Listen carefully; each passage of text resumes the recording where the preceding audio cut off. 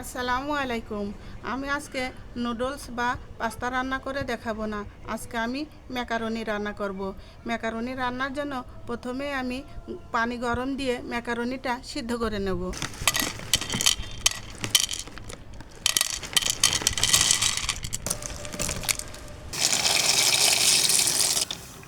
দিয়ে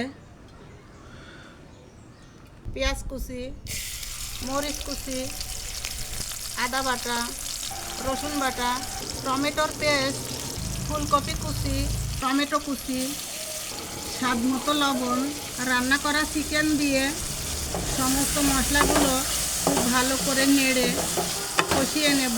একটা ভালো করে কষিয়ে নিয়েছি, সিদ্ধ করে রাখা ম্যাকারনিটা দিয়ে দেব। মশলাটা দিয়ে দেব। মশলাটা দিয়ে নাড়াচাড়া করে নামিয়ে নিলেই হয়ে গেল ম্যাকারনি রান্না।